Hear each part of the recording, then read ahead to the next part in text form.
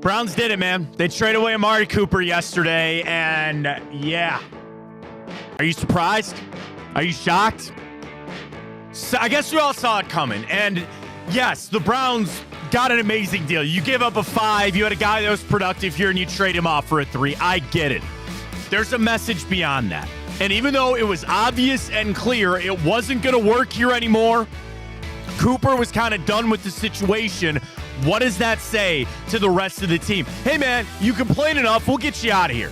That's no big deal. You don't want to be here anymore. You want to get traded to the Buffalo Bills, who have a chance to maybe go to the AFC Championship game. We'll facilitate that for you. I think there's always those messages that need to be had when you trade away a player like Amari Cooper. I understand why he was disgruntled.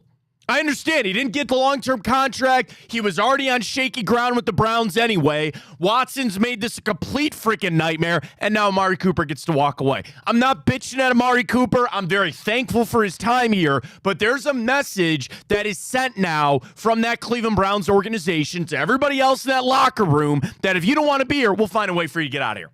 You don't want to be here. You don't want to go through this anymore. We'll find a way. Just squeaky wheel gets the grease, man. That's how sometimes it goes.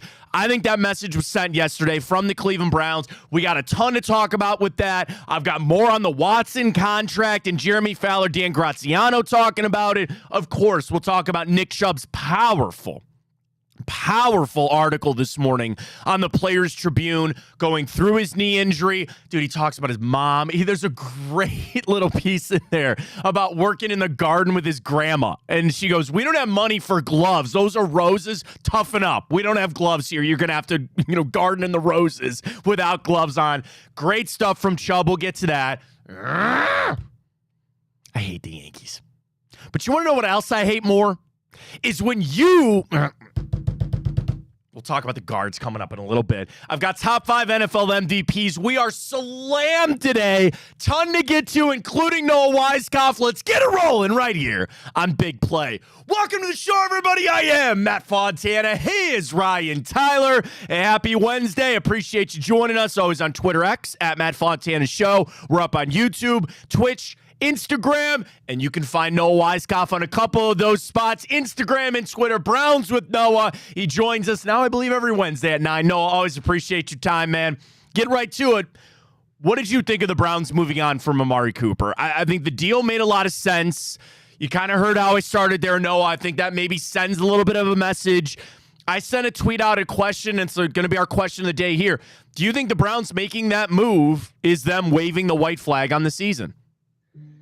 I think it's them admitting that they understand where they're at, right? Like, you're 1-5, you know that you're not a Super Bowl contender at this point. And I think other than that, the move was just smart for both sides. He just, after it really started with the Brandon Ayuk trade stuff.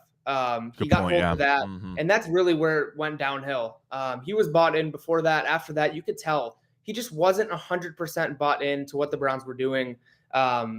I think a lot of stuff between the ears. He led the league, or tied now for the league lead in drops. But they got a 3rd-round pick back in a pick swap. So I think that was pretty valuable for them and what they wanted to do. They were able to get value back, and so they did that.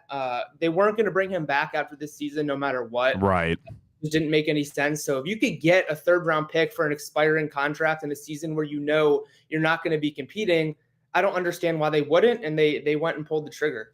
I want to follow up on something you said there. You really think things were okay, they got the deal done, but you really think when that Brandon Ayuk stuff started coming out that he would have been a part of that? You really think that's maybe what fractured things between Browns and Amari Cooper? Yeah, I do. I think that Instagram post was really telling. He did that obviously on purpose, knowing exactly what the outcome would be of that, the social media reaction to all of that stuff. I think that really it started with that Brandon Ayuk stuff. The Browns just wanted to get better in that situation. And I think Amari had some interest in going to San Francisco potentially, given why that Instagram post was made. He was never fully committed to this season. He was never 100% in, and just moving to Buffalo makes a lot of sense. And everyone will be probably pretty surprised of how quick some of those mistakes and things between the ears fix themselves when he gets to play with Josh Allen on a contending football team. No, if I wanted to boil it down to say our offense is bad, our quarterback is historically, like maybe forever in the game, played bad, and you trade away your number one wide receiver, where do you think it goes from here? I mean, I could dive in and say, okay, now we get to see Jerry Jeudy and at least Njoku's healthy. We'll talk about Nick Chubb coming back. But no, if I want to slice it that way, you have a historically bad offense, and you just traded away arguably your best offensive player without Nick Chubb on the field. Yeah, it'll be interesting to see where it goes. I think, Jerry Jeudy, they believe that he is a number one, so they believe that they can run their offense through him as their first option. Other than that, you're getting David Njoku back healthy. You have weapons on this offense. And I do believe that they think that bringing Nick Chubb back here is going to allow them to get sort of a temporary shift in momentum amongst themselves. I think they believe that that will help booster their offense quite a bit. Obviously, the offensive line needs to play its part in helping Nick Chubb get back and paving some ways for him. But I think that they believe that the team that they have now, minus Amari, while it might not be as good on paper, I think they believe that Jerry Jeudy is a good one option, and they believe that Elijah Moore and Cedric Tillman can be guys that can step up and make an impact. No Weisskopf Browns with no OBR, Instagram, Twitter. It's all over. You can read his great stuff, as always, on the OBR. What would be next? I click on CBS Sports this morning, and they go, hey, here's 7 trades that we'd like to see. And I just, I'm tooling around just seeing. They had Zadarius Smith in there. And head them back up to the NFC North, go to Detroit with Aiden Hutchinson out. Do you think that there could be more moves? Do you think let's see how Sunday goes? I guess basically, Noah, it's just about to turn into a fire sale. It's just about to turn into walking down the aisle at the flea market. No, we'll take that, and we'll take that, and we'll take that. Could you see a fire sale coming for the Browns, or do you think this was just a one-off move? I think when you say fire sale, it's like you're selling everyone. So a fire sale to me would be like, all right, here you go. Someone take Myles Garrett. Someone take, Nick Chubb. Someone take all your best players. And I don't think that's the case. I do think they will continue to make trades and take calls on some of their players that make sense to move. I spoke to someone yesterday who was very familiar with what the organization could do. And a couple names mentioned to me were Greg Newsome could make some sense if someone's willing to meet that asking price. Potentially they would do it before the deadline if that asking price is met, or wait and see if they can get what they want after the season. Outside of that, Quentin Jefferson was a name mentioned to me. Healthy scratch? Veteran. Healthy and active veteran type player that maybe a contender would be interested in sending a conditional 7th to bring him on their roster. And then potentially once you get Chubb back, one of the running backs, I would look at potentially a Jerome Ford once Chubb is healthy, potentially a Deontay Foreman for another conditional late round pick there, maybe even a Pierre Strong who has shown some bursts here in the last couple of weeks. But I don't think a fire sale is coming. Think it would be over exaggeration to say that they're going to move on to Myles Garrett or someone like that. They're going to keep their core pieces. Yeah. They're going to keep the Denzel Wards, Myles Garrett's, Martin Emerson's. They're going to keep those guys. But I think some of the other ones I mentioned could be possibilities coming up to the deadline. Well, those guys keep getting brought up in a Deshaun Watson trade. Hey, if we just put Myles in 7 first-round picks, somebody will take that money off of Watson. No, what do you make of Kevin Stefanski coming out and sticking by Watson? Just real quick on my side of things, I know we all know what this is, and people want to complain about Kevin Stefanski. Oh, he doesn't have the power to sit him, or why isn't he sitting him? And it's like, dude, it's out of his hands. They're going to keep playing him. Where do you think things stand with that decision and kind of moving forward with continuing with Watson? I do still think it is his decision. I think that, again, I mentioned this, I think, last week, but I think it's really the three. It's Kevin Stefanski, Andrew Berry, and the ownership group talking and deciding what is right for this team moving forward. Now, I do think that Amari Cooper might have brought this offense down a little bit with everything going on, all things considered, the drop issues, everything between his ears. I think that they're going to continue to trot Deshaun out as long as it makes sense. I think there's almost a new hope, at least a glimpse of it, hoping that, Jerry Jeudy can take off. He's the only receiver over 100 receiving yards this year in Cleveland. And like we mentioned, Rodney McLeod, league lead for touchdowns, who is a backup safety. So I think that there's a little bit of some hope moving forward. David Njoku's getting healthier. You're bringing Nick Chubb back. You've got Jerry Jeudy. Maybe Elijah Moore, Cedric Tillman can get it to make an impact. But I have seen the argument that they roll out there Dorian Thompson-Robinson. And you know what? Honestly, if they end up wanting to play him a little bit more in the season, I think it could make sense to move Jameis even maybe for a late round pick at the deadline. But as of now, they're going to continue to roll out Deshaun until further notice, and then potentially Dorian Thompson-Robinson gets some time, maybe if not now, later in the season, if this thing keeps going the way it is. Oh, God, we're back in this, aren't we? No, it's just back into, backup quarterbacks playing and 6 different guys. And again, we made the playoffs with 5, but I just don't want to get back there. A conversation I had with somebody yesterday was about, I'm just going to say, Josh Allen, Stephon Diggs. Okay, they needed to unlock Josh Allen because he was so lasered in on just throwing it to Stephon Diggs. Now I go, okay, that's Josh Allen. Okay, we are nowhere near in the same stratosphere right now as Josh Allen with Deshaun Watson. Do you buy any of that, though, that relationship between just the two of them was maybe soured? It just wasn't working. And now, again, just trying to grab positives out of this any way we can. Maybe this does unlock Watson a little bit to be a little freer. Thoughts on that? I don't know. I think potentially it could. I wouldn't go as far to say the relationship. I don't know off the field, right? I don't know how they were off the field, so I don't want to speak on that. But I think on the field, it just didn't look right. It just didn't connect. Watson was delivering these throws and he was dropping them. And then when Amari was open, you could tell he was visibly frustrated when he wasn't getting the ball. The two of them just did not make sense to go any further together. It wasn't working. And so now Jerry Jeudy's here for the long haul. Amari Cooper probably would have loved to have a huge numerical season to get a big contract at the age of 30 years old after this year. Now, you have Jerry Jeudy who's locked up here for 3-4 years to come. You have guys who are younger that haven't made any impact. So some small impact could be big for them and their confidence. So I think that you definitely could see this offense unlocked a little bit in terms of not having to focus in on one person. But again, Amari Cooper was your number one. He was your best receiver. He's the second receiver to go back-to-back 1,000 yards since Josh Gordon in Cleveland Browns history. Only been the two of them. Or since they came back. So I think that potentially this opens things up a little bit, takes a little bit of pressure off of the offense because really it can't continue to get worse. So it's only up for them. That's right. It can only get better, right? We at least get Nick Chubb back. I know you read the Players Tribune this morning, as we all did. Extremely powerful stuff with Nick Chubb. But I guess just what do we expect? Do we think he's going to play Sunday? And Noah, what do you think the Browns can get out of him for this run here? Yeah, I think it's trending that way. I don't think that it's fair to assume that he's going to take the bulk of the carries in his first game back, and B, rush for 100 yards and 2 touchdowns like he did before. It's going to be a ramp him up process like it's been since the injury really in his rehab. So I think the best moment that you'll see from Nick this weekend is him running out of the tunnel and seeing, his teammates in the city of Cleveland sort of get behind him and sort of, like I said, giving them that temporary push in momentum and in their vibes, like just everything, having him back on the field. I think everyone is going to play up a little bit, just knowing all that he went through. And especially, now reading that, I think it means that much more. Go check him out. Browns with Noah, Twitter, Instagram, OBR. Final thing, Noah, anything else you're really watching? I mean, injury front.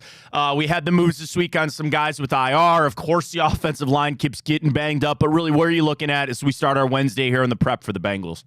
Yeah, Delpit dealing with concussion. Yeah. That one will be interesting leading up to Sunday. I have a feeling that won't be a positive sign. Usually guys with concussions don't make it for the next game, but we'll see with that.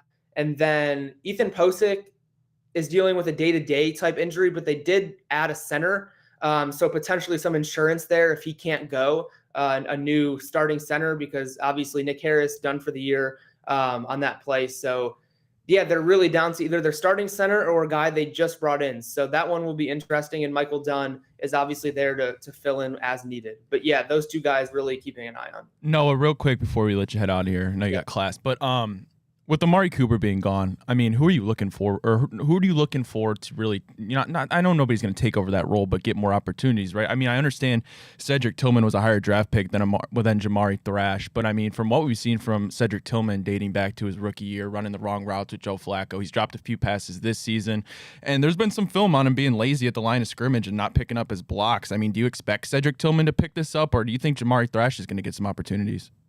I think both will get opportunities. I think, again, this is an opportunity for younger guys to be able to get some looks and see really what you have, right? You've never really had a situation where you can throw out Cedric Tillman and be like, what do we have for an extended period of time? I think now is your chance. But overall, I think Jerry Jeudy you're going to be like your number one wide receiver. The Browns paid him that type of money. They believe that's who he is. So they're going to continue to feed him the ball. And again, he's your leading receiver right now. behind Jordan Akins, who has 98 yards receiving. So there's got to be one of those other wide receivers that are going to step up. I'm not trying to crap on Jordan Akins. We could go. No, we are. Yeah. Oh man, I got mock drafts already. It's so hard right now. Still have so many games to go. No, really appreciate it, man. We'll talk to you next week. All right. Yeah, of course. And it's easy to do a mock draft right now. You've got the entire pool to play with. I was gonna say you're at the first overall pick. Do you want to know? You want to know what it is? Yeah, let's go. It's Jordan Reed, who I really think does a fantastic job at ESPN. Yeah. First overall pick, Shedeur Sanders. I'm more of a Cam Ward guy myself, but we got some evaluation time to go, Noah. But it is Shedeur Sanders at number 1. I haven't seen a lot of Quinn Ewers, which I think is interesting. Yeah, that's true too. He's got Hunter going second. I know you got to run. He's got Cam Ward going 4 to the Raiders, who trade up. Where is Quinn Ewers in this thing? That's what's weird too. And like Jalen Milroe, where is he at? Because I think that if he continue, I know the loss, but outside of that, like he looks like, almost a quarterback that you can develop and make an all-pro type player. He doesn't have Quinn Ewers or Jalen Milroe in the first round. That can't be right. I know Ewers is just coming back off an injury. Yeah. Milroe has the loss, but he's got a Jack Sawyer, Emeka Ibuka in the first round. But yeah, he's the only first-round quarterbacks I'm seeing here. Sanders goes 1, Cam Ward goes 4. And I think that's it. Carson Beck goes 10. But yeah, he does not have either one of those guys in the first round, which is kind of that's not happening. Somebody will go up and get one of those guys. But no, here we are. Not even a Halloween. We're already starting to do mock drafts. Really appreciate you, man. We'll talk to you next week. Of course. Yep. See you then. There he goes. Noah Weiskopf. Lot to unpack there, and always appreciate it, man. We're going to talk about the guards. My quick thing on the Guardians before we jump into a lot of Browns. You needed to play perfect baseball to have a shot to beat the Yankees. You're not beating them with errors. You're not beating them with bad pitching. Like, I'm off into the abyss right now, man. And if anything, and I'm not trying to crap on Tanner Bybee, but God, you need Shane Bieber to come back. Because Tanner Bybee is not an ace. He's just not. I know he got that role because you had to, and you pieced it together with Ben Lively and Matthew Boyd. Dude. That's frustrating. Frustrating from the guards last night, but we'll get to that coming up. You got the off day today. We have way too much Browns to get into. So, Ryan, really, all I want to do is retweet my question from yesterday. I sent it out at MattFontana83. Do you believe the Browns trading Amari Cooper signals them giving up on the season? And my initial thought was no. My initial thought was that when we started the show today and how I was going to feel about it was no, right? Because a lot of what Noah talked about there was this made sense. This was the right move.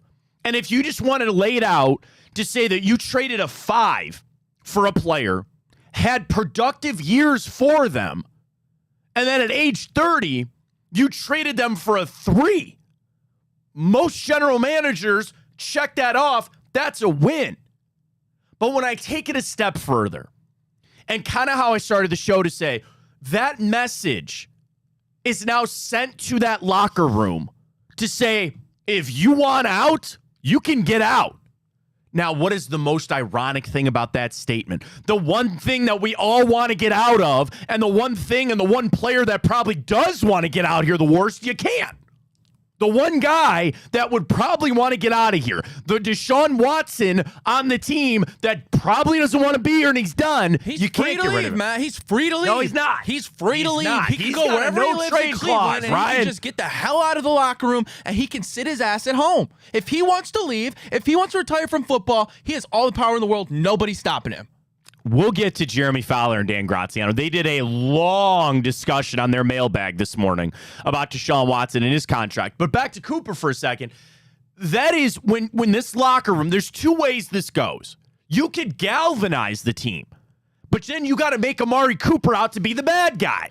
And you got to go, see, we're better without him, or he doesn't want to be here, get out. And I don't think that's going to fly in that locker room. Because if you sat down with the 50 guys in that locker room and they asked you, who would you rather have here, Deshaun Watson or Amari Cooper, I imagine the vast majority are going to say Amari Cooper, all right? And I also thought about this yesterday. Who's next on the chopping block?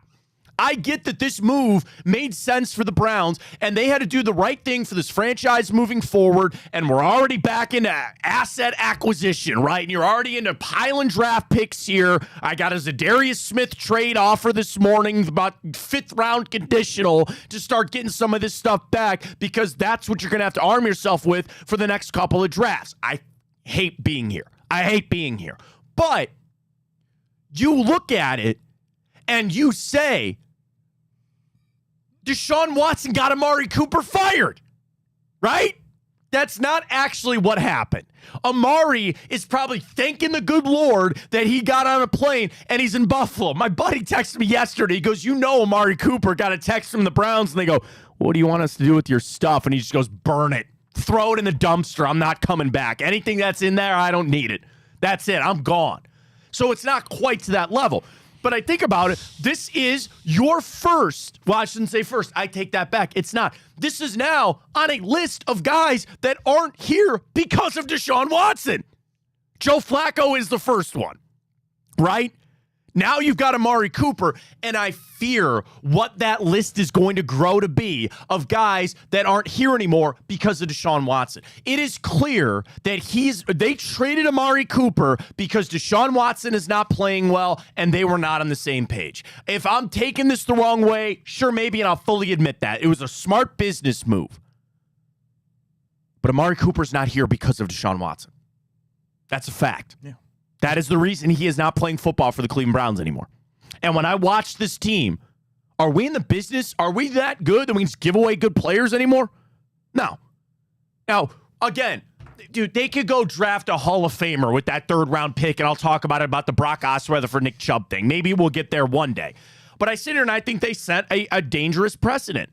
With this locker room really in turmoil, a veteran guy that maybe was upset or didn't want to be here and they needed to remove that, fine. How do you think those players woke up or got that news yesterday or walked into Berea today?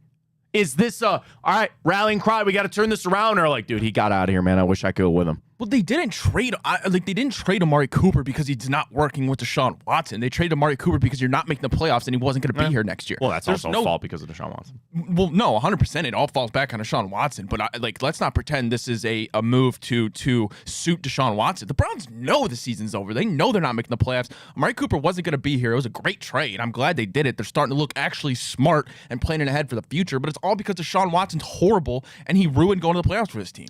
So that's the question this morning. Do you think trading Amari Cooper signals this team giving up on the season? Yes. Yeah, Ryan's very... 100%. And what are we at? Like 80-16 or 84-16 or something on Twitter? How could it not? Well, I'll play the other side for a second because I was going to vote no.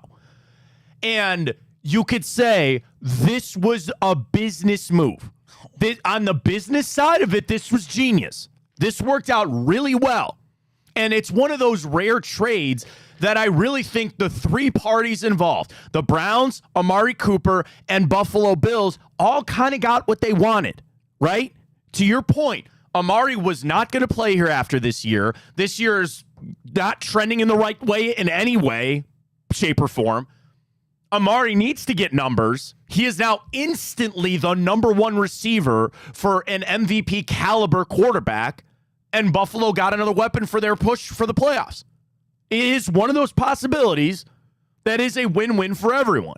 Yeah, and a lot of times in trade, what do you get? Everybody, draft grades are the funniest thing in the world. They draft somebody on draft and they go, oh, give him an A. Draft grades are hilarious. Talk to me in 4 months when I see how it plays out. But on the surface right now, this seems like it worked out for everybody. That would be the no, they didn't give up. Right? But then what are they? Kevin Stefanski's going to get on his call today and talk about Cedric Tillman. He's going to talk about more passes for Elijah Moore and all that other kind of stuff. Beyond that, if the Browns were 3-3, they wouldn't have traded Amari Cooper. They wouldn't have been like, oh yeah, that's a good business decision. No, because why? You put everything you had into winning this season. The season's over, so you traded him because now you're actually realizing, hey, holy shit, our season's over. Yeah, let's make every move we can to better our team next year. Then I'll tell you what. If they were 3-3, they wouldn't have traded Amari Cooper. That would make no sense. Then open it all up. Open it up for everybody. That's get Joel Bitonio the hell out of here. Then you're still. You want to do that? Go ahead. If you're not, you're still hanging on to everything. This ghost hope that Deshaun Watson's somehow going to take his head out of his ass and be a competent quarterback. It's not going to happen. It's never going to happen. how they handle it from here is going to be vital. And Sunday is going to tell you a lot. If they rally, and I'm just saying, it might not seem that way, but we're going to find out Sunday, buddy. We're going to find out. It's not about you or me. It's all about them and how they want to handle this. And do they have a veteran enough locker room for guys to walk around there and go, we need to set this aside and we got to focus? Or again, is it going to be, I know 'tis the season, is it a bunch of zombies just walking through there going, here's another day? It's been that way the whole season. I've worked with Gerard for a long time. Gerard Cherry, 3-time Super Bowl champion. He goes, the one thing that you need to avoid is when guys start counting practices. And what he means is at the end of the season, I only got 6 more practices left. I only got 8 more practices left before I'm on my plane and I'm down in Cabo or I'm out there in Cancun. He goes, the last thing you need is guys starting to count how many practices they have left. This is a move that I wonder if that locker room's not going to start walking around going, I got this many practices left, man. How do you expect them to not do that when you won't make a change at the most biggest issue there is in Deshaun Watson? You can talk about the offensive line, you can talk about the drops, but you can't sit here and tell me, and I know you agree with this, the biggest issue is Deshaun Watson. Yes. Yeah. So how are you going to sit there and not make a change at that and expect people not to be like, well, if you're not going to do your job by making us in a better position, why the hell do you expect me to go put my body on the line when you're paying this dude this much money to be horrible? What's the word I'm looking for? It's not malpractice. It is malpractice. No, it is, but there's what's the word you're not acting in the best interest of the team. You know what I'm saying? That is malpractice. That's kind of what it is. But you can sit there and you could say, you are literally hamstringing us because ownership wants to play him. Because you got a stubborn old man worth a bajillion dollars. Yes, it is. Okay, we're going to get to Fowler and Graziano. I tweeted this morning. It's getting some traction already from Jeremy Fowler. Kevin Stefanski, where Fowler says the Browns are resigned to their fate and they have no choice but to hope things turn around. Now, everybody is sitting there on Twitter telling me it's wrong. It's wrong. Wrong. I get it. Go ahead. How are you going to figure out anything? How are you going to figure out anything that you have for next season if you won't get a competent quarterback in there? Okay. I'm not talking about Jameis Winston coming in here and doing a Joe Flacco and turning this thing around. If you're gonna trade Amari Cooper to see what you have in guys like Cedric Tillman and Jamari Thrash, then put somebody who can throw them the damn football. I mean, it's ridiculous. The evaluation for next year to me means nothing. I'm sorry. And then, eventually, if you want to get looks at DTR, I'm not talking about DTR. I'm talking about Jerry Jeudy, Cedric Tillman, Jamari Thrash. It doesn't matter. Because I'll tell you this. Because next year, if this goes the path that we all think it's going to go, this is getting blown to hell. But you're not getting rid of Jerry Jeudy. You're not getting rid of Jamari Thrash. But okay, talk about Jamari Thrash aside and Cedric Tillman aside. They could cut those guys tomorrow. I don't think anybody would really complain about it. Jerry Jeudy is here. He's here. There's no point in trying to be like, well, let's evaluate what he has, because he's here. He's here. He's not going anywhere. At that point, you almost say just sit him down and try to avoid it. We can go out there and tear his ACL for all I know. Evaluation for the future does nothing for me. How can you? But you can figure out. Okay, is it? No, you can't. But you can get. You're not going to figure anything out, Ryan. I'm sorry, and that's the frustrating thing. But you can get a better look at the absurd amount of issues on this team. At least you can get a decent, better look at the issues if you have a competent quarterback. How can you say that's not true? Because it's going to be such a massive change that none of that is going to matter. There's a world that I hope doesn't happen, that Stefanski is fired, that Andrew Berry is fired, and all of your evaluation is worth nothing. Let's say they stay. Let's even say Stefanski stays. All right, evaluation of his offense. Well, I'll go back to what they've done in the past. Ryan, there is going to be such a massive player overhaul that the Browns are going to have. Yes, it's a rebuild where I don't need to see any more reps of Wyatt Teller. Okay, you can maybe say DeJuan Jones or this. Wyatt Teller probably won't be here. Joe Bitonio probably won't be here.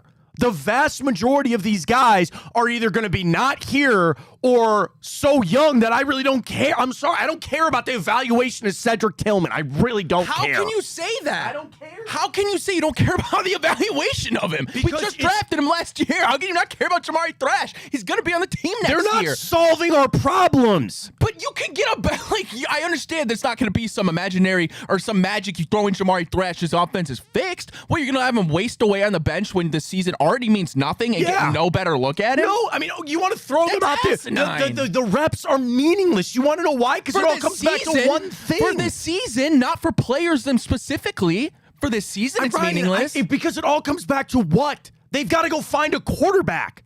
But you can't do that right now. If they don't go find a quarterback, we're in the same freaking hell we are now. All right, then let's just set this season right now. It means absolutely nothing. Players go out there. We're going to tie one hand behind your back as a receiver. Running back's going to have one leg. This season's a joke. Let's not find out anything for our future. That's almost where we're at. That's almost where we're at. I actually will do this. I am putting more weight on the fact that hopefully the Browns turn it around. Stop. I know, you're laughing. I get it. That's what I'm saying. I'm still in that mindset. I cannot join you on the we are just strictly in an evaluation period now. I cannot get there yet.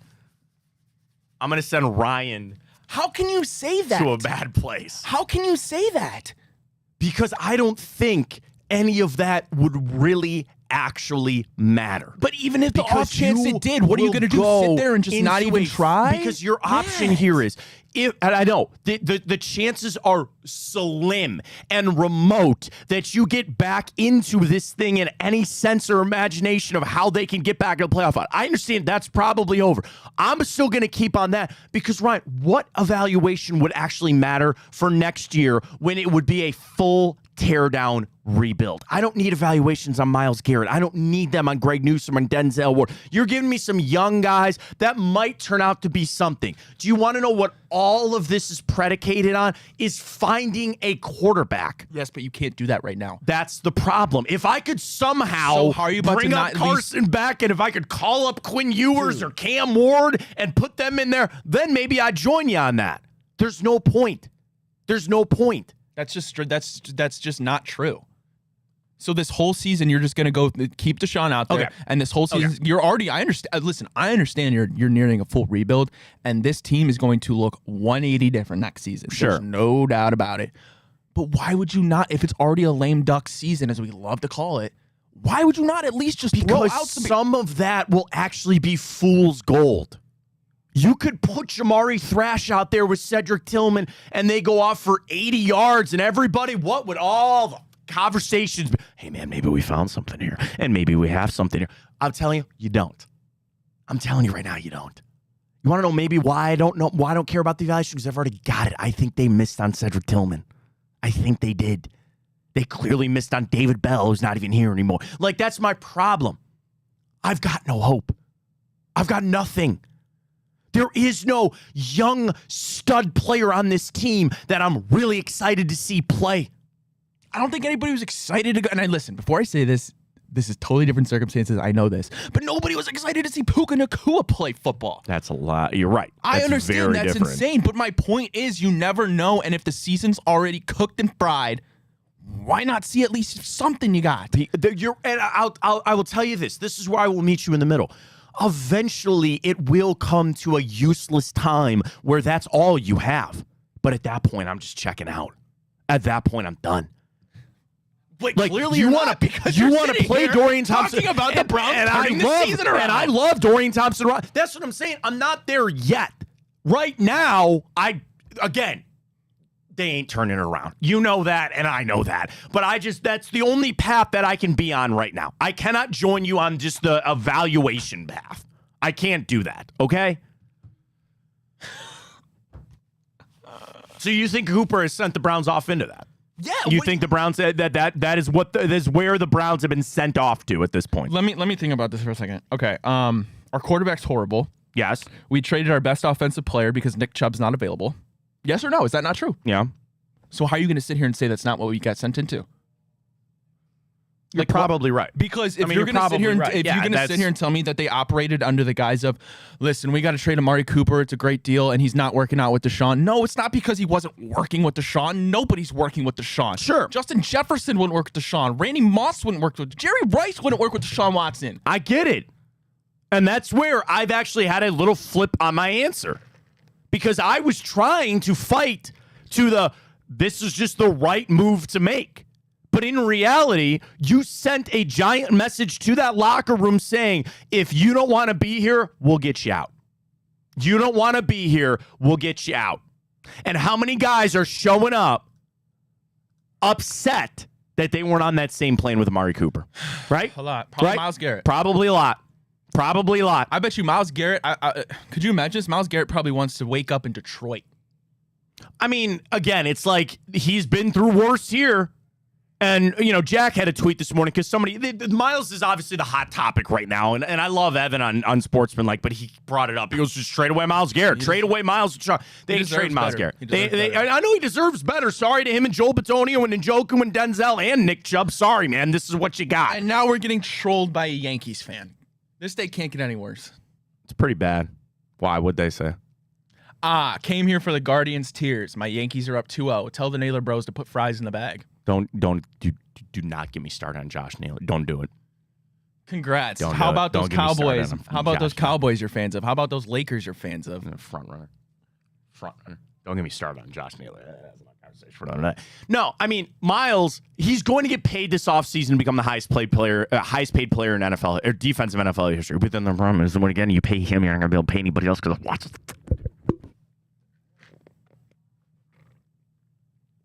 Wah, wah.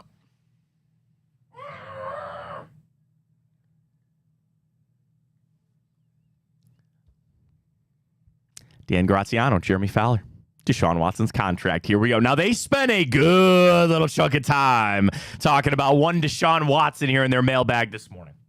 So I'm going to kind of pick through some of the things here that Graziano and Fowler said this morning on ESPN. So we start. The question was, what are you hearing on the Browns ticking Deshaun Watson clock? Graziano, this is a great analogy. He goes, I used to work at a place where the guy in the cubicle next to me, and I would wonder what you really had to do to get fired. For instance, how many days in a row did you have to walk into your boss's office and punch him in the face before you were shown the door? Ultimately, we landed on 3, maybe 4. Deshaun Watson feels like he's on day 300 of walking into Jimmy Haslam's office and slapping him in the face. But here we are. Browns are going to continue to stay the course with him. Now, they get into the contract. And the number one thing Graziano says, the only way out of this is something we've talked about, is a suspension from the league, and they can void the rest of his money. That sounds like it's not going to happen because with the settlement, with the most recent lawsuit, I'm sure there was a confidentiality agreement in there that she cannot talk to the NFL, that the NFL cannot get that money, and I'm just assuming that's what's going to happen here. Like, I'm assuming that's it. So the number one thing that could get you out of this ain't going to happen. Now, here's Jeremy Fowler. There's no strategy and no maneuvering that can make this more palatable if he continues to struggle. He goes, I'm baffled by his play. This is Jeremy Fowler, not me. But he says, I hold a sliver of hope that at one time, top 5 quarterback can regain some confidence. That's the dumbest thing I've ever heard. That's him. That's not me. And he talks about the second half on Sunday, Nick Chubb returning. Okay, fine. Second half. I know. If I hear that one more time. Jeremy Fowler. All of that seems galaxies away right now. And my sense through all of this is the Browns are resigned to their fate and have no choice but to ride this out and hope things turn. Now, I sent that out this morning. I aggregated Jeremy, and I'm sorry for that. And everybody's saying that's not true. You always have a choice. You always have a choice in this thing. And they're not going to bench him. Graziano, there is a sunk cost at this point from a cash perspective. And the Haslams can handle the cash and the money. They restructured the deal. At this point, cutting him is prohibitive. Cutting him after this season, even with post-June 1, would result in a dead cap of almost $173 million. I don't care. You split that over 2 seasons, and that is still the highest dead cap money hit ever. If you cut him after next season, that's a dead cap hit of $100 million. Then just tell him to stay home. Sure. Like, it's getting ridiculous. You might have to do that. He's ruining every corner in Berea. I know. I get it. Then they bring up the trade, which is not happening. There's no world that any of that happens. And they say, for any scenario of trading him away, they brought up that it would take 2 full drafts. Could you imagine going to a team and saying, you get all of our picks for 2 years? Do it. To take on Deshaun Watson's contract. What are you going to do? I mean, you might have to. I don't know. Jesus Christ. I don't know. Jeremy Fowler, those numbers are dreadful and not the least bit manageable. They have 7 players facing a cap hit between $19 and $25 million next year. Now, again, those deals can be reworked. You're going to ask the Haslam's to keep burning cash on this stuff and restructuring there. But that's all we got. That's all we got. So they run through it, as we all know. There's no groundbreaking article, part of this article. We know there's no way out of it. But it's just Fowler's point there where he says they're resigned to their fate and they're just going to have to ride out. Now, again, to your point, you eventually might get to an unprecedented thing. An unprecedented part of this, of you just pay him and you tell him we're not going to play anymore. And if it's you don't even come to the facility, if it's you're just resigned to the third quarterback thing. Now, there was one other. Okay, hang on. Here it is. This is part from Graziano. I missed this. I want to bring this up. The worst part, potentially, of this whole thing, Watson has no obvious incentive to get any better. If you know that you're going to make $2.5 million a week, no matter how many interceptions you throw, no matter how many sacks you get, $2.5 million a week. How can you be motivated to do the right things to get better? You hear the stories of Tom Brady, right? And he's up at 5 a.m. and he's in there grinding film because there was just something innate in him that's what he wanted. You have got to bring Tom Brady up in the morning update. What the is that? Did you see the list of things that he cannot do now as a minority owner of the Raiders? I can't even think about other things to do with football. I know. We'll get to that in a second. Good morning update coming up. But anyway, you hear the stories about those guys. I had somebody tell me this early in my career. It was a really interesting conversation I had. And I sat down with a higher up. They go, what motivates you? And he goes, money is an okay answer. And he goes, people are usually motivated by money, fame, prestigiousness. If you want to be an award winner, you want to be viewed as the greatest ever. What's your motivation? Right? I asked that question to Sean Watson right now. Massage. What is your motivation? What is your motivation? What now that you are paid, and I have a saying that I've carried with me for a long time in my life, and it's done me all right. The work starts now. Every little thing that I've ever done. Hey, man, that's great. You got this thing. You're doing the whatever. The work starts now. Every little bit. Hey, we made it to this point. That's great. I'm happy about that. The work starts now. What's Sean Watson motivated by? What is it? You got all this money. And I'll tell you what, I will accept the motivation of just not being the worst ever. If you just want the motivation that you don't want your name, first off, synonymous with what he did, but then also the fact that you will go down as the worst trade and signing in NFL history, how about just that be your motivation? Or do you sit there and say, doesn't even matter because there's no change in it, right? What is the again? I thought that was so great from Dan Graziano. There is no obvious incentive for Deshaun Watson to get any better, other than just trying to not go down in the history books as one of the worst ever. That's not good motivation. That's not it. Save the franchise, do this right. $2.5 million is what he gets every single week, no matter what. Yep. No matter what happens. Yep, it's a lot of massages. Sobering. Very sober. That's exactly what it is. That's exactly where we're at, Sean Watson. I got over Jordan Reed. I mentioned it with Noah, Shedeur Sanders. I mean, okay, fine. At this point, we have the first overall pick. Yeah. If the draft was tomorrow. Yeah, man, I do. We'll get into... Yeah, man, I do. I'm sorry. Can we move off of that for a second? Would you feel better if I ran through the top 5 MVP candidates and we order them? I'd feel better if Deshaun Watson left Cleveland and never came back. He might. I don't know. I really don't. Exile him like it's the old days. Trades around the league. Cody Benjamin, Zadarius Smith to the Lions, conditional 5th. Would you do that? Yeah, he hasn't done jack squat. And I said when they re-signed him that same deal, I didn't like it. That revolving door has never worked. They've not found anybody to run with Myles Garrett. You know, there's Budda Baker in here. There's Jonathan Jones. There's Von Miller. There's Adam Thielen to the Steelers. DeAndre Hopkins, Kansas City Chiefs would be interesting, though. That'd be an interesting one there. Of course, Devontae Adams to the Jets. They had Dameon Pierce, whatever. They got Cam Akers back up there in Minnesota. And they bring up Zadarius Smith to the Lions at 1-5. I'm sorry. Cody Benjamin writes, at 1-5, the Browns have every reason to be sellers. Hutchinson is out. He's already in the NFC North for Zadarius Smith. He is 32, but go up there for a 5th-round pick. That's kind of my, to go back to the Amari Cooper trade here for a little bit. It's over. Whether or not they're waving the white flag. But now I ask yourself, what is next? You have now opened this door. And clock is ticking. You only got a couple of weeks on this. Are you now opening that door? For who? Let's just run through the list. Oh, there's I can count on one hand the players that aren't tradable.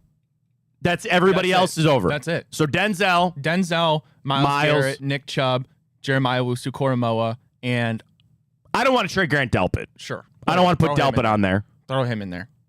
Jerry Judy's not. He's not going to get traded. Well, yeah. Untradeable versus they're not going to. Maybe are different things, They're but that's definitely it. different things. Everybody else is good. Everybody else will listen. Everybody else will listen. That's right. It's 100% right. It's the next step of where the Browns are going to take this. And then I'll tell you, if this starts coming out more and more, hey man, they are talking or they're doing this, then the season's done. And people might say it already is. I understand. You're frustrated. I'm frustrated too. We all are. And you might sit there and say you might as well just have the fire sale. But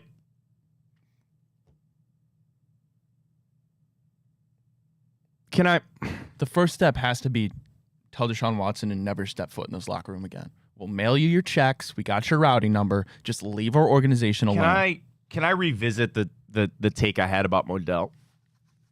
Yeah, dude, it's your show. It's our show, Ryan. It's our show. So I had the take that this is worse than when Modell took the team away. And people told me I was an idiot, and some people agree with me. You know what else I thought about in my car drive this morning? I do a lot of thinking in my car on the way to the show. It's nice and relaxing.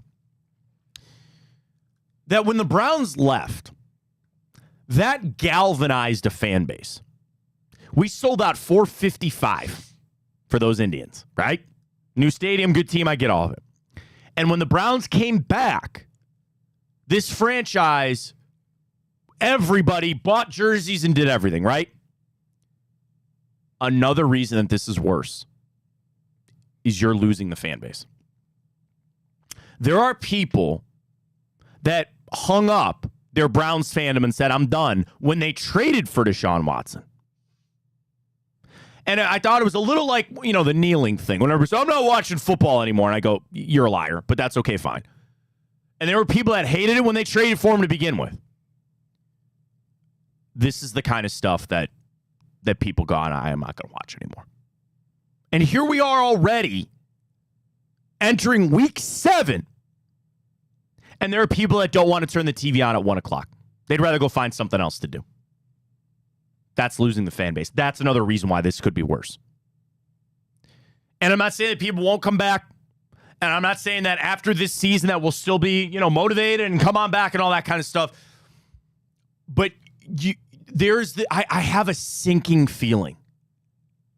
Like, why can't we just be good?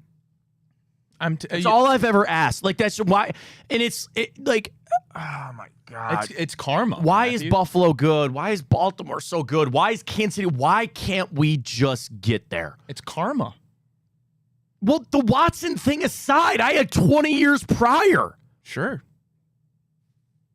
And we were all I want to be is good. All I want to be is good. Wait a second. Yes. 20 years prior, we finally turned it on and we were on the right track, were we not? Yeah. Then you gave an alleged sexual predator $230 million. Yeah, well. Gee whiz.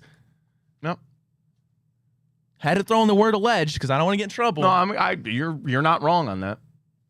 You know, the thing is, when the Browns made that move, they all sat in that room and they go, ha, ha, ha, ha, look what we just did.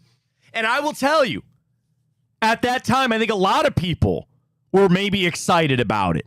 I didn't like about all the allegations. I really didn't. But you know, when the Browns made that move, they in no way ever envisioned it going in this way. They really didn't. They didn't. And here we are.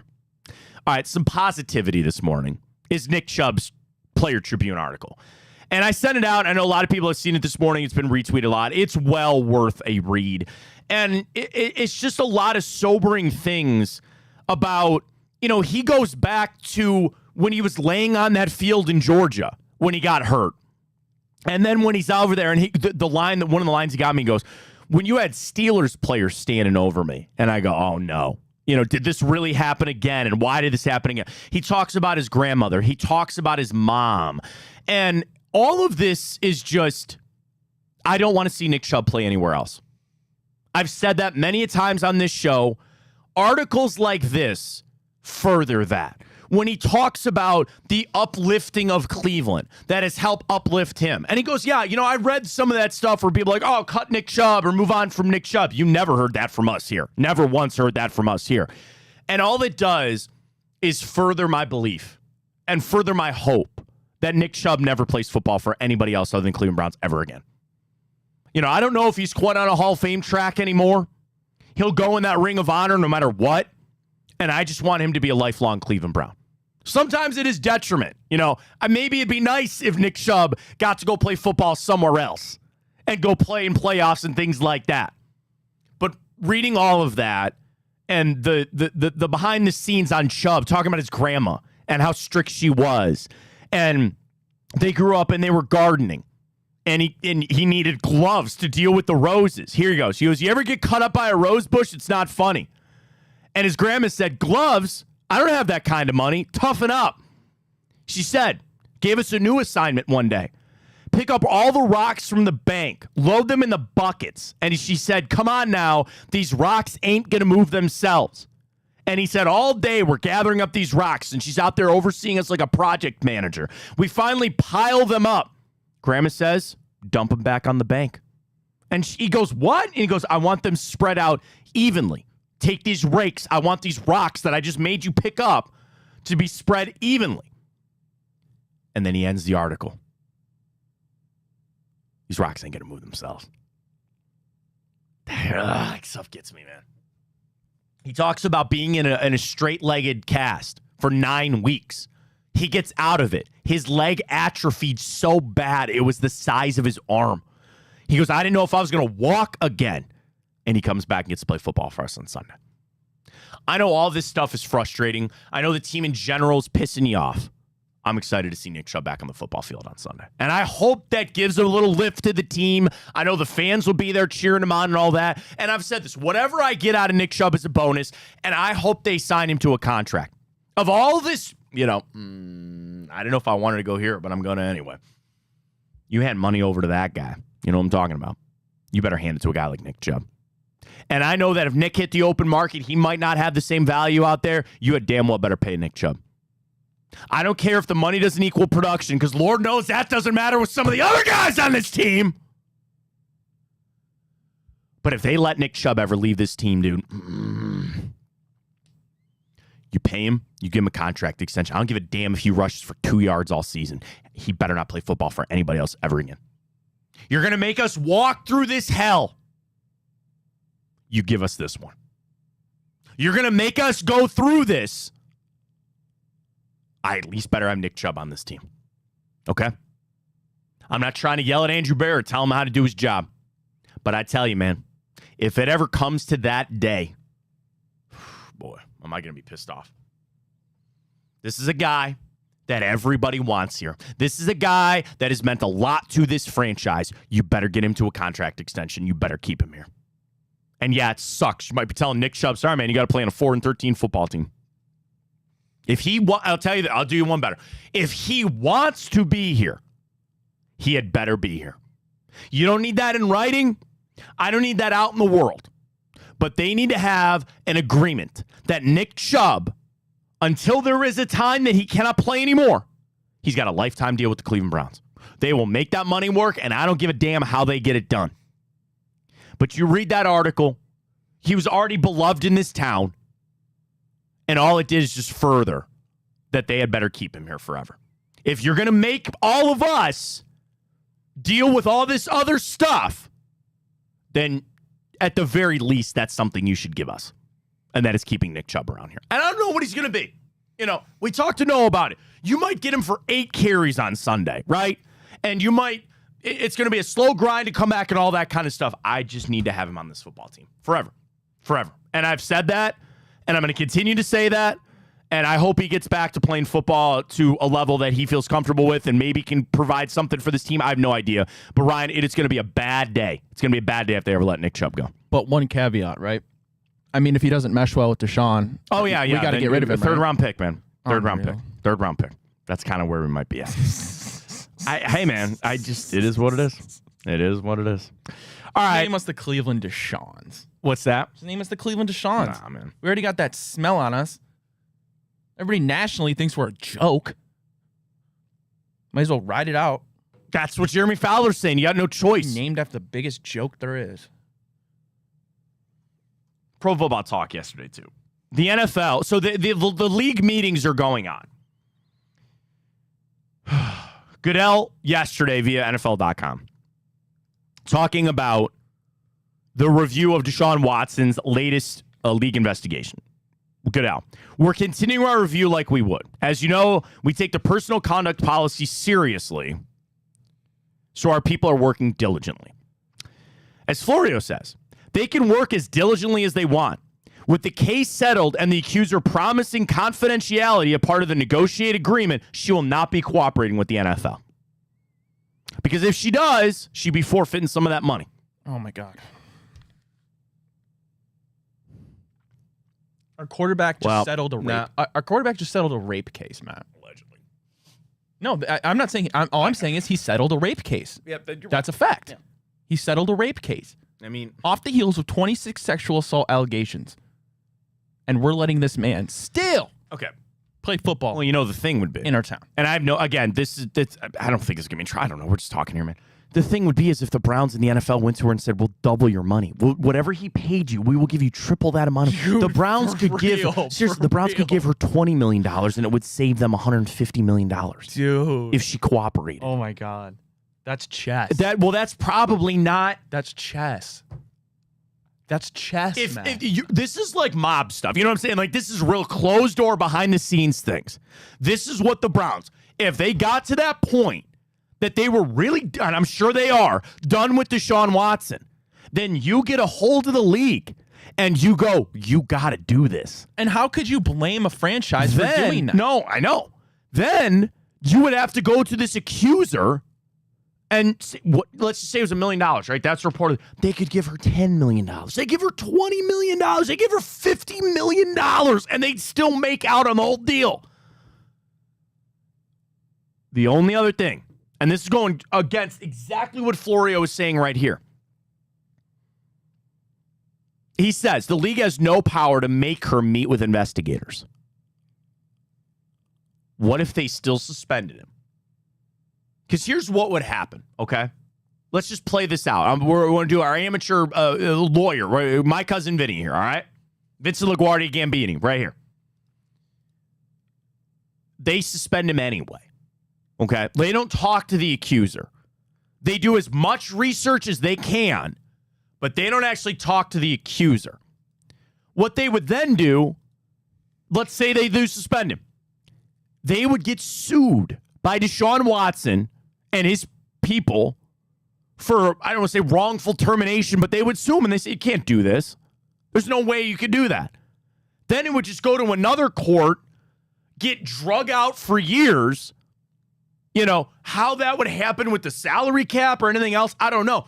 But the other problem is the league, as dark of a cloud as this is with Deshaun Watson, as bad as this looks on the league, right? They don't want to do him any favors. They probably love to suspend him. But you want to know what else? 31 other teams don't want him suspended. 31 other teams say to the Browns, your problem. You deal with it.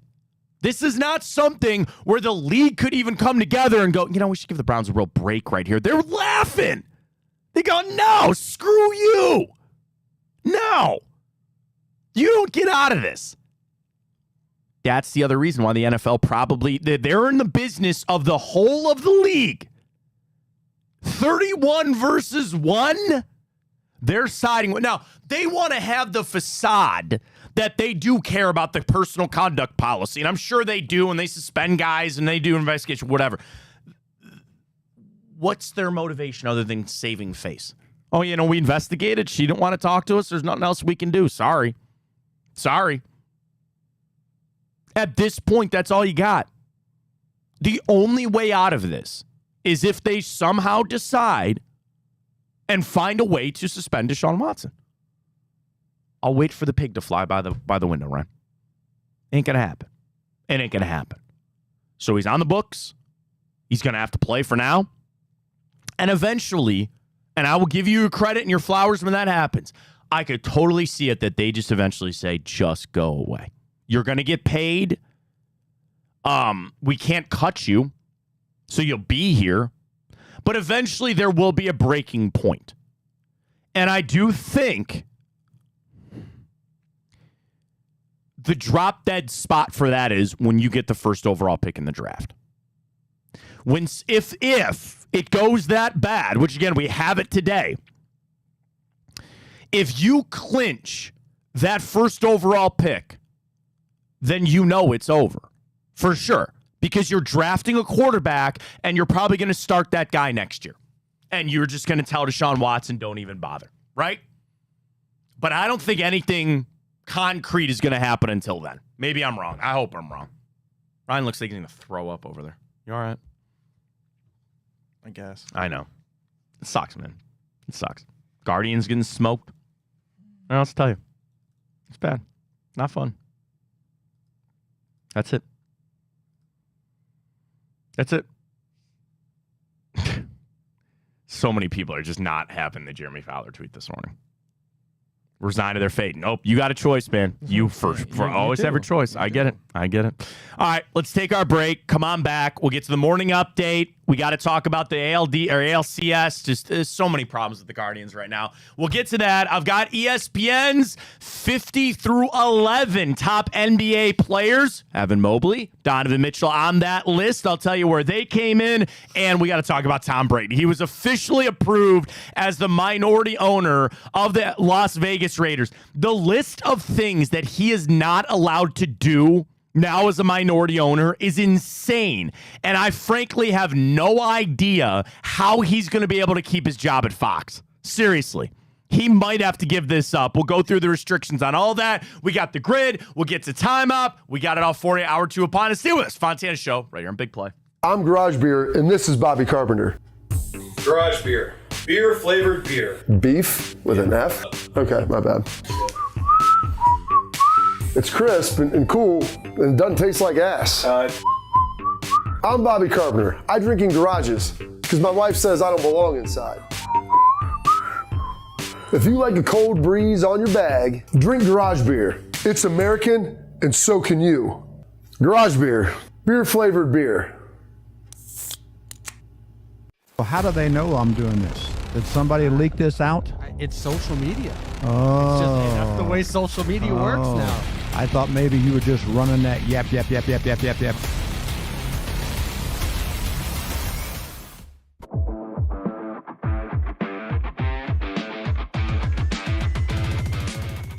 Even though our strength of schedule is number 1 in the NFL, I think we have the dogs up front. We have the dogs in the back. As it relates to our defense alone keeps us in these games.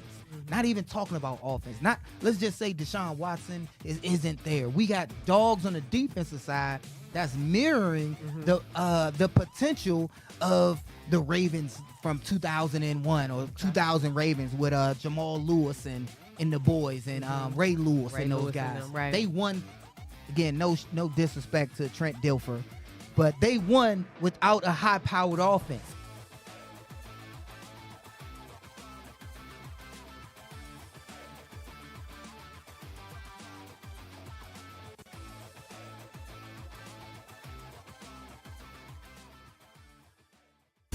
I don't buy into this nonsense, this conspiracy nonsense that he's got his money and he's dogging it.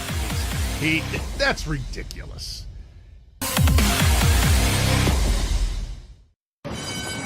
They're off in the Kentucky Derby as Authentic takes them around the far turn. Tis the Laws making his move now, and they're into the stretch. These two stride for stride. Authentic, tis the Law. Here's the wire. Authentic has won the Kentucky Derby.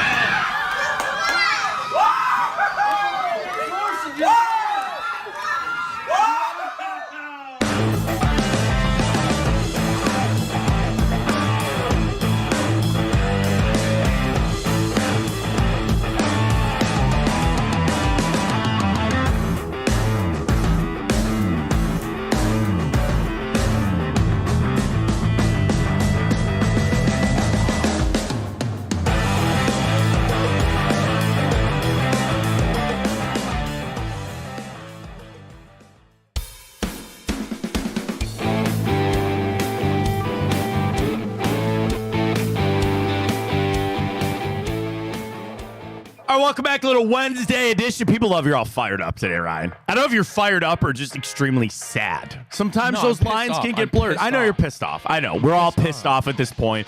Guardians get smoked. We'll get to that. Plenty coming up. Fontana Show right here. Big play. Welcome back. You can always tweet us at Matt Fontana Show. How'd the phone things go? Did you work on it? I know you're busy. I know, dude. You're so busy. no I know. time. We were at the truck park last night. Did you get some Boss Chicken beer, man? Dude, I tell you, it didn't get there till because it rained. Oh, yeah, that sucks. That sucks. But it's still very delicious. So we'll be back at the truck park tomorrow. Will we not? We'll be there. We'll see you there. All right. Follow us on Twitter X at Matt Fontana Show. We're up on Instagram, Twitch, and of course you can subscribe to our YouTube channel as well. Ryan's got the stories. Morning update. Take it away. All right, well, a special but very somber moment last night in Columbus as the Blue Jackets paid tribute to their star, Johnny Hockey Gaudreau, and his late brother, Matthew. Before the puck dropped, team stood still as 13 seconds. Of course, Johnny's number ran off the clock as his left wing position remained vacant, Matt. We're not that far removed from when that happened. No, it's something that will never really go away. No, and dude. And here I am bitching about Deshaun Watson. I know, and I'm going to try to not cry over this, but like that video of his family walking out with those kids, every time, man. Every time. And like, I think about it, I'm just a fan of the team. You know what I mean? Like, I just, like, his parents crying, and I think about those kids, man. And, the franchise. So, like, one of the guys that they talk a lot about with is Sean Monahan. Sean Monahan's a pretty good player. He came to Columbus because he wanted to play with his friend. He wanted to come to Columbus to play with Johnny. And, his teammates and just the whole organization, they're wearing the patches. It's not something that'll probably ever go away. And that's, it shouldn't. I'm not saying it should, but it's just, man, it's so hard. That was our first home game last night. It was a back and forth affair. Cole Sillinger, short ain't goal last night. Yeah, I'm a Blue Jackets fan. I root for him as always. It's going to be a tough year anyway. And they fell to the Panthers, but yeah, it's just going to be one of those things, man. It's every time it brings up, if it doesn't hit you somewhere, then I don't know if you're breathing. It's just those kids, man. I just feel so bad for his family. I really do. And again, here I am, just someone I never met Johnny. I was just a fan of the team. Can you imagine how his friends, family, teammates feel? So. Again, I thought it was fitting tribute. They did a 13-second runoff. They literally slid the puck over to where he would be at. And I want to say this too. Appreciate the Panthers. They were wearing Gaudreau jerseys. They started skating around and all that kind of stuff. So they were certainly involved. The entire NHL community has been as well. So certainly continuing to think of his family today. All right, will ESPN release an updated look at the college football playoff this season as we're about halfway through the regular season? So they have season. 12? They have their 12. They do. Can I give you the 12? Yes. Let me pull it up real quick because they only had Ohio State. But and I don't want to do ordering, but I'm just going to give you who I think their 12 is going to be. Do you think you got them all? So you can just check them off? Yeah. Where did it go? The easiest thing would be to do is if you just wrote it down and had them all, and then you just scratch them off, But, bro, where is it? I don't know. I didn't mean to throw you a curveball on that. I just thought, hey, they have the 12. I'd like to guess who they have as the 12. Okay, Ohio State. 4. Hold on. Now I have to find it. No, you got to find it. ESPN's college playoff prediction.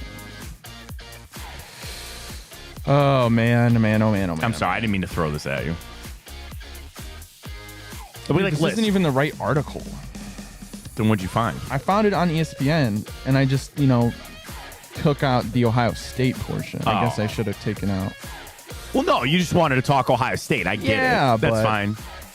I just wanted to guess the 12 to think how close I would be on the 12. You want me to do it while you're getting set over there, and then you can find it? Yeah. All right. So 1, in no particular order, Alabama, Georgia, Ohio State, Oregon, Texas. I think LSU is going to make it. I think Penn State is going to make it. I'm going to pull the AP ranking up. Sorry, you got to have to let me cheat here for a second.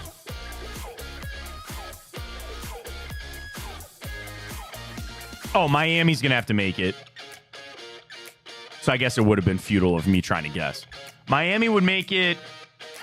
I don't know. Is Iowa State going to make? Okay, so here's the top 12 in the AP. Texas, Oregon, Penn State, Ohio State, Georgia. I think all of those teams are going to make it. Miami's going to make it. Bama's going to make it. I think LSU's going to make it. I don't know if Iowa State makes it. Clemson, Tennessee, Notre Dame, Texas A&M, Boise State. Bro. We talked about this the other day. Like, I'm not trying to crap on Army and Navy making the top 25 or, not believing Indiana, but you basically locked. Like, I think there are 10 locks right now for the rest of the regular season. Now, Notre Dame's uphill battle is that now with Navy, do you know this? Now that they're facing Army and Navy, those are the last 2 ranked games for Notre Dame after they stumbled against Northern Illinois. Are they going to show enough to make it? I don't know. USC falling down in this whole thing, I have no idea. Here's Iowa State at number 9. Their only ranked game the rest of the year is Kansas State, who's only 17. Utah is not in the top 25 anymore. So they better run the table and then, hopefully win the conference there. But again, the Big 12, that's right. They don't have to play Texas anymore. Right? Yeah. So run it out. We'll see. I'm going to assume Ohio State was somewhere around 4, right? Yeah, I cannot find that. Don't worry about it. That's fine. We move on. That's no big deal. Even more mad. But the write-up for Ohio State, they have at number 6.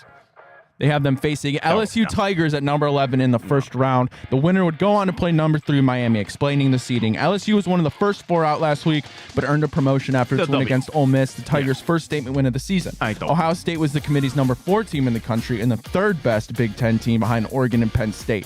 Ohio State obviously will host Penn State November 2nd. We will beat Penn State. I think so, too. We will beat Penn State. Now, what you're hoping... Well, I mean, you're going to have Ohio State, Oregon in the Big Ten championship game. And even if Ohio State loses, I still think they're going to make it.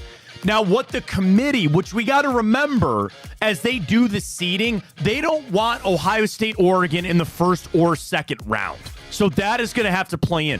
Where these rankings, you like to sit there and go, Alabama's the best team, they're number 1, or Texas is the best team at number 1. They are going to avoid these guys like the plague. So if you just played it out right now, your first 4 seeds, I'm just going off the AP, Texas, Oregon, Penn State, Ohio State. Your 5-12, Georgia, Notre Dame. I think they're fine with that. Your 6-11 is Miami and Tennessee. I think they're fine with that. Alabama, Clemson, and then LSU, Iowa State. They would love all of that. You know what they will not do? Is if somehow Alabama jumped up or Alabama fell down or Tennessee. They don't want Alabama, Tennessee in the first round. They're going to do everything in their power to avoid conference matchups in the first and potentially second round. So that will factor in the whole thing. So I only care about Ohio State getting the bye. I really don't care what the seeding is. And let's call it for what it is. You're like Notre Dame, you're like Tennessee is going to do anything in the first round? Probably not. And even in the second round. Dude, I'll tell you this. Go place your bet. Save this clip. Your national champion is coming from Texas, Georgia, Ohio State, Oregon, or Alabama. That's it. And I don't think you'd get good return if you just placed a wager on each one of those 5. It's one of those 5. That's it. It is not Penn State. I do not think it's Miami. Alabama, Georgia, Ohio State, Oregon, Texas. That's it. Your national champion will come from one of those 5. Let me see the rest of the season. Maybe I'll whittle that list down a little bit. No Miami? I don't know. And I'm a big Cam Ward guy, but not Miami. Sure as hell not going to be Clemson. I really don't think it's LSU either, but we'll see how it goes. Alrighty, well, a trade that flew under the radar yesterday is obviously Devontae Adams goes to the Jets and Amari Cooper goes to the Bills. But the Minnesota Vikings have acquired Cam Akers for the second time in 12 months. They trade Houston a 2026 conditional draft choice. They say they're like, oh, it's not due to Aaron Jones' injury, but why would you think it's not? It's just he knows that offense. He knows Kevin O'Connell from his LA time. Teams like to do that. Don't forget about this in the NFL as well. Like, coaches just fall in love with guys, and they'll keep guys getting paid, and they'll keep that over. So find a little move there for Minnesota. But, dude, do they not have a freaking huge matchup this weekend? Are they not playing Detroit? Are they? Is that not the game this weekend for them? I know Chiefs and Niners is a big one. Chiefs and Niners is a big one. They flexed one of the games. They flexed. Is it Texans Packers? No, it was Lions Vikings. I think got flexed. They're 1 o'clock now for the majority. Chiefs 49ers at 4:25. Right? 2 Monday night games. 2 Monday night games again too. Yes, somebody just got flexed. I think that was the one because they want to show that to the majority of the country. That's going to be an awesome game. I'm super excited for that. Can I talk about Tom Brady for a second? Oh, yeah, my bad. Yeah, no, you're good. You're good. So yesterday, the league unanimously approved Tom Brady as a minority owner of the Las Vegas Raiders. Now, you might know Tom Brady, 7-time champion. His deal with Fox, 10 years, $375 million. Here is the list of things from Seth Wickersham that Tom Brady is now denied. He is not allowed to do any of these things as now a part owner of the Raiders. Number 1, he cannot be in any other team's facility. He is then also not permitted to watch any other practices. So in the meetings, when they when Kevin Burkhardt and Tom Brady, what's the game they have this weekend? Was it not Chiefs 49ers? It might be Chiefs 49ers, okay? That game is in Kansas City. Normally, they show up, they go into the facility, they sit down and yuck it up with Patrick Mahomes. They sit down and yuck it up with Andy Reid. They go out and they watch the walkthrough practice. Tom Brady can't do any of that. Next, he is not permitted to attend any broadcast production meetings. Not just in person, but even virtually. Then he is also prohibited from publicly criticizing game officials or other clubs. How is he supposed to broadcast a game and go, yeah, the 49ers really screwed that up? Hey, Kev, do this. You play Kevin Burkhardt. Or no, you're going to be Tom Brady. I'm Kevin Burkhardt. All right, big play in this game here, 49ers Chiefs, and we just got a defensive holding call. Tom, what do you think of that call? You're not allowed to say anything. He is subject to the NFL's gambling policy. Won't be pulling Shohei. And subject to the NFL's anti-tampering policy. See what that idiot Mark Davis said yesterday? He goes, yeah, we traded Devontae Adams. We had a 3 and Tom Brady, and Tom's here to help us find the next quarterback. That's anti-tampering. You can't talk about other teams' players. How is he going to keep his job at Fox? How is he going to keep... Dude, mark my words. And I do think part of this, have you been overwhelmed with Tom Brady as a broadcaster through 6 games? I know a lot of people haven't. And I know that you're opening to him being like, oh man, he'll grow and maybe he'll get a little bit better. He's not going to be broadcasting Fox games next year. Mark that down. I don't think this is even a question. How do you walk away from $375 million? Now, being a minority owner of a team, he's going to make money. The NFL's printing money. How are you going to keep this job without doing any of the behind-the-scenes stuff? And I'm just going to call it for what it is. I don't think he's that good. I really question it. Belichick has proven me wrong. Belichick has been better. And Saban. They've been better than I thought they were going to be. You know, they're getting a little spicy, and they're kind of letting out some stories. Tom Brady is dull. He brings nothing. I'm not even kidding, man. I don't think he brings anything to it other than the fact that he's Tom Brady. So now, if he's not bringing you what you think on the air, and now he can't do any of this behind-the-scenes stuff, what the is he going to do? Bring back Greg Olson. I'm telling you, I don't think he's going to be doing Fox games next year. I really don't. And at a point, if you were Fox, would you not sit down and say, this is a deal breaker, man? If you can't do these things, we can't do this anymore. You know what I'm saying? And I'm sure there's a clause to get out of that deal or something, and maybe Brady will fight it to try to make his money. How do you walk away from that? Maybe he gave it like a test period before he confirmed being That's a good point. Maybe he wanted to see how it goes, and then he goes, maybe this isn't for me, and I just want to become a minority owner there. That's a great point. That's a fantastic point I did not think about. And you're right. Maybe there's an out. Maybe there's a nice, easy out for him and Fox. But I literally cannot. Why would you walk away from that? Why? Sure. To be a glorified season ticket holder? Ooh, you get a special seat.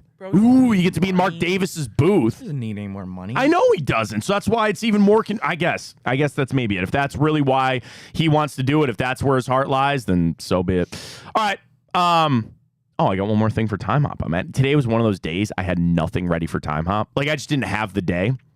So I'm picking up things as we go, and I got a good one for you. We'll get to that in a little bit. But first, speaking of good, let's go. Hang on.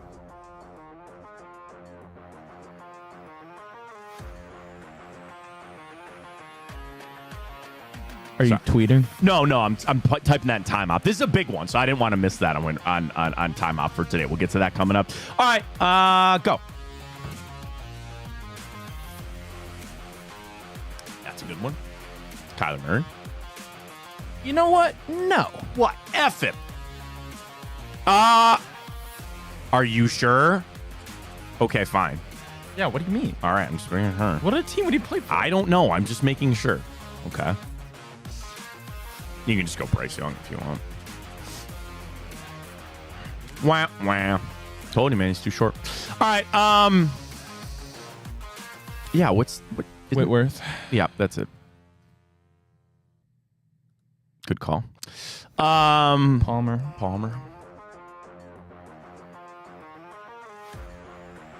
Andy Dalton.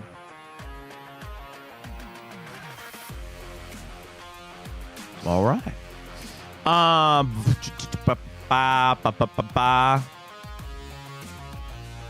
right, is Stephon Gilmore not all the way at the bottom? Panthers, Vikings? Yeah. Right?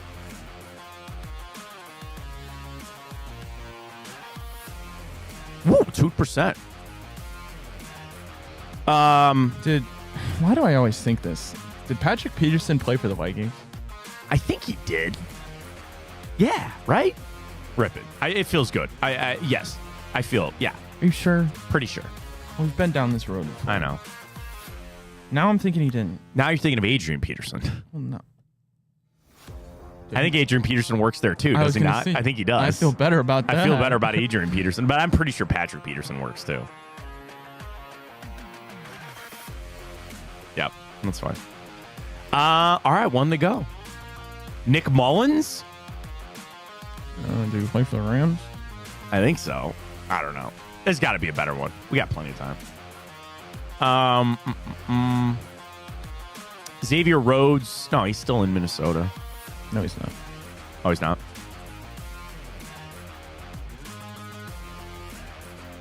Christian Ponder. Do you ever play for the Rams? Don't think so. Don't think Randy Moss ever went to the Rams. Kurt Warner never played for the Vikings.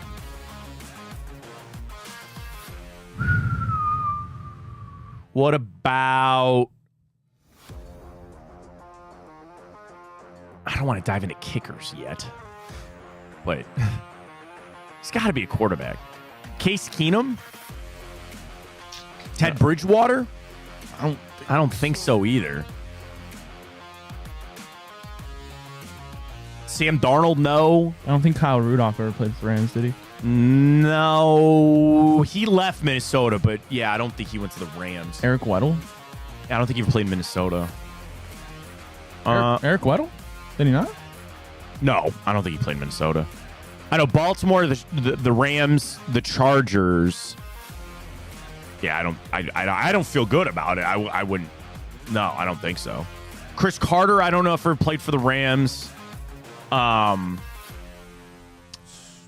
Michel never played for the Vikings, I don't think. Don't think. Here's. Oh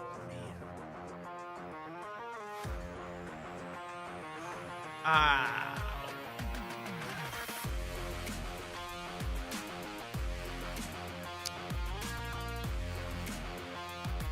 Eric Kendricks? Where did Anthony Barr go? Oh. Anthony Barr left Minnesota.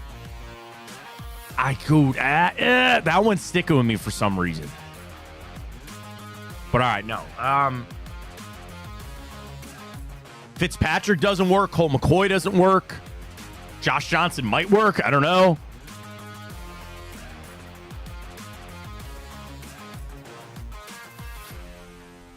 Yeah, man. Do we go kickers? I mean, Greg Joseph, but I don't know if he ever kicked for the Rams.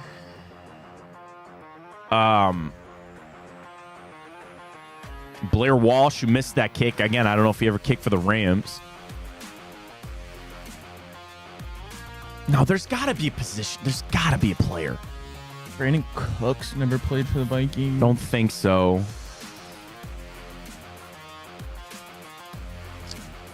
I mean,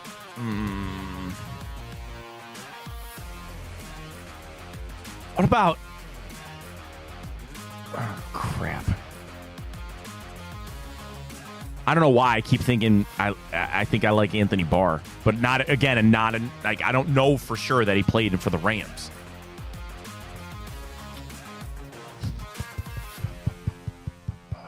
Dante Culpepper? I don't know. Don't know if he ever played for the Rams. Steve Hutchinson. Damn.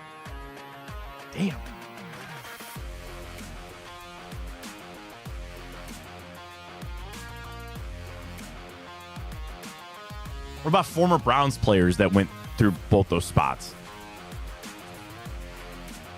Can't think of any? Bro, what are we doing?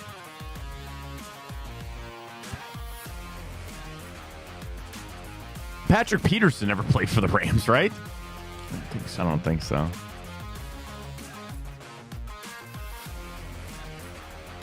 Obviously, Bobby Wagner didn't go to Minnesota. Why do I keep feeling like there is like a defensive play? Like Jared Allen, no. Purple People Eaters before my time. Danielle Hunter? He's still there. No, he's on the Texans. Or yeah, yeah, sorry, you're right. He left there, but I don't think he ever played for the Rams.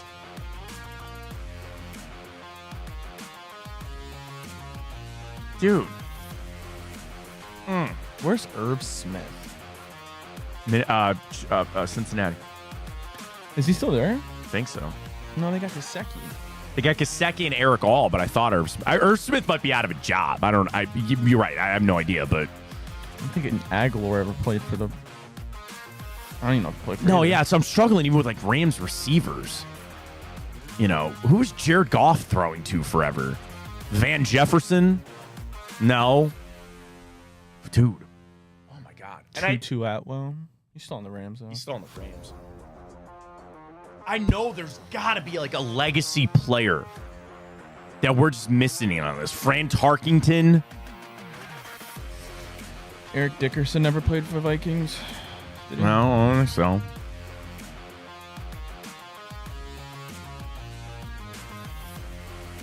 All right, Bro. what are we gonna rip? We got time. We got other things we got to do, but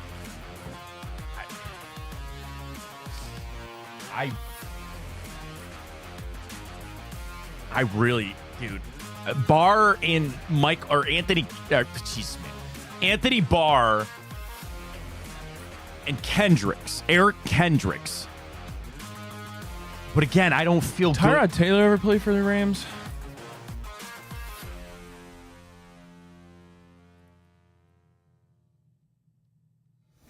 Are you sure he played in Minnesota? No, but I like him on the Rams. I do. what about John Johnson? He never played for the Rams. I don't know. Did Tyrod play for the Vikings? No, I think we're forcing that one. And Teddy Bridgewater never played for the Rams, right?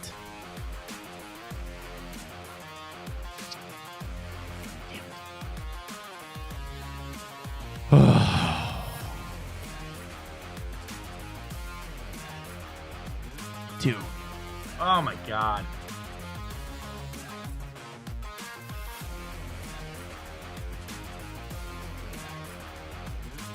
I don't know.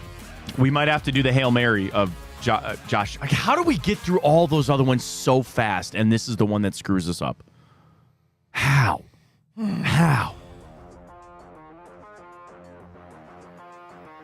You know, that offensive line, like that Rob Havenstein, I don't think so. Austin Corbett left there, but I don't think he ever went to Minnesota. You know,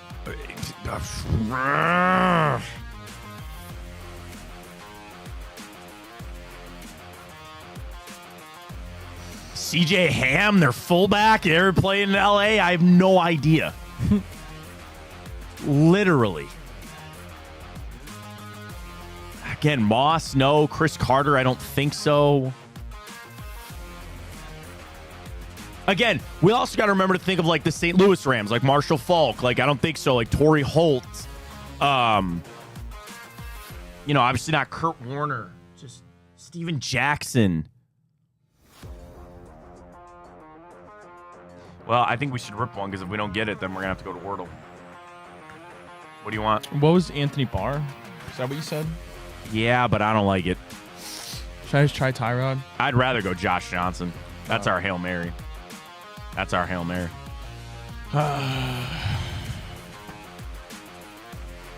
We just talked about this. Oh, my God. We just talked about this. Cam Akers. Scroll down and see the rest of the list. You got to be kidding me. We just talked about this. I know.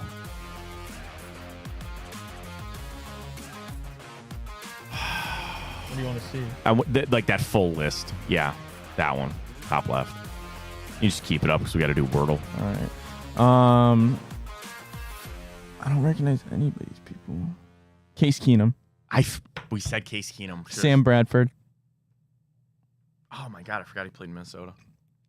I don't recognize anybody else. All right. Dude, we just talked about that. All right, Wordle quick. Wordle quick. That's why we built it in. Damn. Come here. Actually, I'm more mad about Case Keenum. I should have thought about Case Keenum. We brought him up, but it is what it is.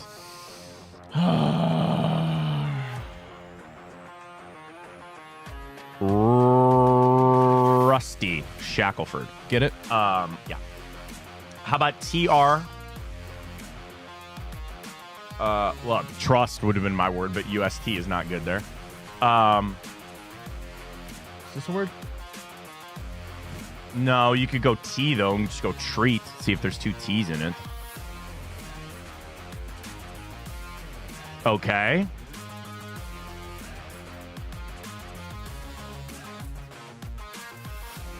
No, I think it's something blank RA. Blank T.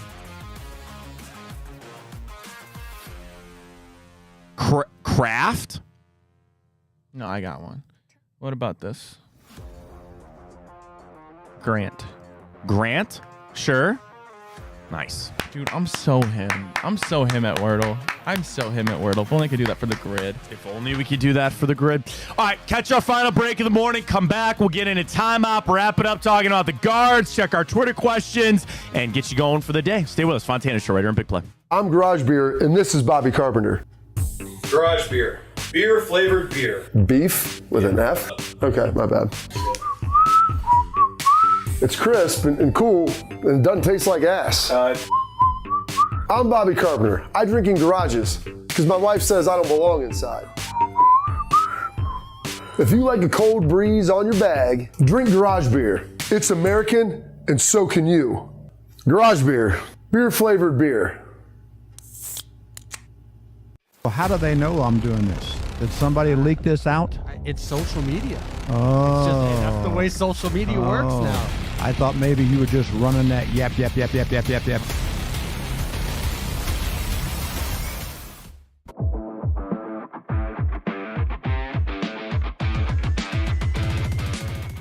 Even though our strength of schedule is number 1 in the NFL, I think we have the dogs up front. We have the dogs in the back as it relates to our defense. Our defense alone keeps us in these games.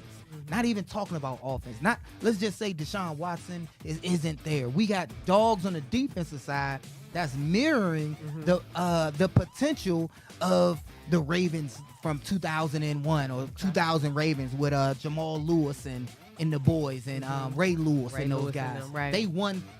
Again, no disrespect to Trent Dilfer, but they won without a high-powered offense.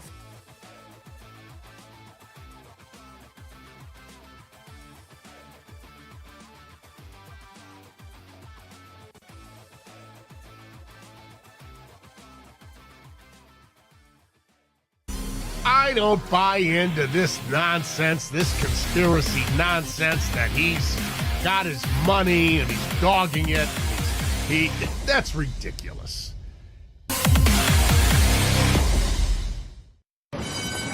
They're off in the Kentucky Derby as Authentic takes them around the far turn.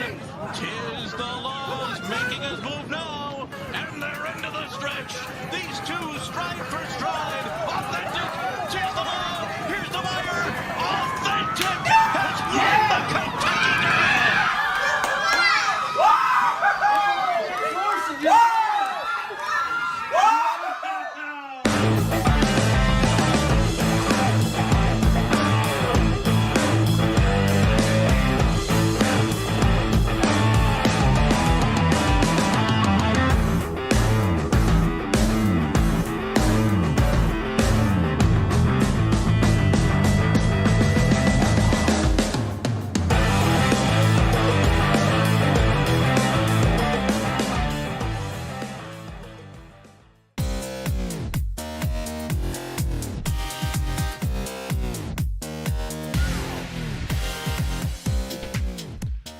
All right, welcome back. Let's run through a little bit of time up. Got a few other football things I want to dive into. And, of course, nothing tonight for the Guardians. We really avoided them a lot. What are you going to do? What are you going to do? It's There's like not much to say. They couldn't hit when they needed to. No, that's 100% it. That is 100% it. When you make errors against a team like the Yankees, they're going to beat you the way that they did. And actually, I liked our approach against Garrett Cole. I saw guys that were locked in. They were fouling off good pitches, but the Rocchio air did not help. Bybee is not an ace, and you lost. I mean, you get your 2 games. I hope we win 1. Try to get all 3 here at home. You never know what can happen, but that's it. It's pretty much where we're at. All right, we continue, though, with Time Hop. I remember watching this game, Ryan, because 2 years ago today, the Browns fought the Patriots 38-15. They let Bailey Zappi throw for 300 yards and 2 touchdowns. So add that to the list of guys that has had a 300-yard game more recently than Deshaun Watson. Jameis Winston is one, and Bailey Zappi is another. He threw for 2 touchdowns. Ramondre Stevenson had 2 touchdowns. And Bill Belichick tied George Halas for second all-time with 324 wins. And I also sent the tweet that was one of the worst Browns games that I've ever watched. We had nothing going for us. Jacoby Brissett got the start. Guys were getting hurt left and right. I watched a fight in the stands and people getting escorted out. It's one of the worst games I've seen from the Browns this day, 2022. So it is what it is. We move on. This day, 2004, 17-year-old Lionel Messi makes his Premier League debut for FC Barcelona. Probably pretty good at 17. Who's that? Lionel Messi? Yeah, who's that? The soccer guy. What do you mean? Never heard of him. You're trolling. Lionel what? Lionel Messi. Lionel Richie? No. You're Lionel trolling. from Charlie Brown? Come on. I mean, Linus? Oh, that's Linus. Are you giving me crap because his name's actually Lionel and that's what everybody calls him? I'm just busting your sack. Okay. I'm not trying to take a shot at you, Ryan. I don't know. I don't know. Maybe you weren't a big soccer guy. But Lionel Messi makes his debut. Who? Yeah, Ronaldo who? Do you know Denny Green? Remember Denny Green, the football coach? Do you remember his famous rant? Okay, see, that's one guy I actually don't know. Okay, that's fine. He had the rant. We thought who they are. We thought they were. We let him off the hook. You ever hear that one? No. You've never heard that one? No. Can you pull it up? What is it called? Just search Dennis Green. Denny Green. Just search Dennis Green. Denny or Dennis? Either one. It'll probably pull up. He unfortunately is no longer with us. But if you go to videos, it's probably just... That's it. After the Bears, that's it. Probably the first one. Pull it up. Let me watch their ad for Arizona. Yeah. Oh, my gosh. Sorry. Why isn't the ad even playing? Maybe I got... Oh, there we go. 72sold.com. The Bears are what we thought they were. This. They're what we thought they were. We played them in preseason. Who the hell takes a third game in the preseason like it's bull?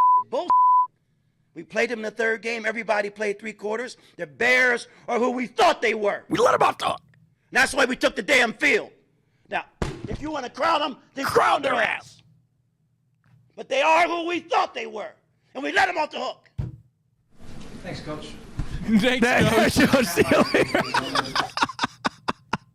Thanks, Coach. We are who they thought they were. You want to crown their ass and crown them. That was Denny Green this day, 2004. An epic coach blow up right there. This day, 1964, the Indians Board of Directors voted to keep the franchise in Cleveland after they had offers from Seattle, Oakland, and Dallas to move the team. I didn't know that. I mean, it's way before our time, but still, I didn't know that. Here we are in the ALCS. How about that? You know about the Cuban Missile Crisis? For sure. It happened this day. Well, it started this day, 1962. Photos were given to JFK of Soviet missiles in Cuba, beginning the Cuban Missile Crisis. This day, 1923, the Disney Brothers Cartoon Studio was founded. That's a great question. Who do you think, you cannot say the United States government, is the most powerful business in the world? Is it Amazon? Is it Disney? I thought about it. I think Disney. They own okay. I'm just gonna Google this. Who is the most powerful business? Or what? I'm not sorry. Who? Microsoft. What is the most powerful business in the world? Lefty's cheesesteaks. Now you're just taking shots. Do you trust Investopedia or Forbes? Probably Forbes, right? Yes. So this was from this past September. This is just the top 10 biggest companies in the world by market cap. Number 1, worth $3.4 trillion, is Apple. That's what I just said. Yeah. Then Microsoft is second. NVIDIA, who makes semiconductors, is worth $3 trillion. Then Amazon, then Google, then Saudi Aramco is an oil and gas company, then Meta, then Berkshire Hathaway, TSMC, who also makes semiconductors, which I have no idea, and then Eli Lilly is worth $832 billion. They're in pharmaceuticals. So yeah, I mean, Apple's probably, yeah, you're like you said, Apple's it. I feel like Amazon's on their way, but they're also getting ripped off. You know, by I'm not saying I shop on Temu or anything like that, but eventually I would think Amazon would fall. I don't know. Once you get the brand awareness, once you get that powerful thing, you're there. Now, hang on, let me do this. Well, because what would you call Disney? Their content, what's the word I'm looking for? Media? I guess basically, what do you entertainment company? I guess, yeah, biggest entertainment companies. All right, this is company's market cap. Okay, so this is what I was looking for. The largest entertainment companies by market cap in the world. Do you want to guess? This one has a giant gap. They're worth $300 billion. They are trading this morning at $700 a share price. The second is sharing at $95 a share. Jesus. So this one is massively... An entertainment company? Yeah. They're worth $300 billion. The second place company is worth $172 billion. A giant gap for this. I don't know if I would have gotten this. NBC? No. They are third. They are worth $164 billion. They're trading at $42 a share this morning. This is either a really dumb guess or it makes sense because it's not really American. BBC? No. Good guess, but no.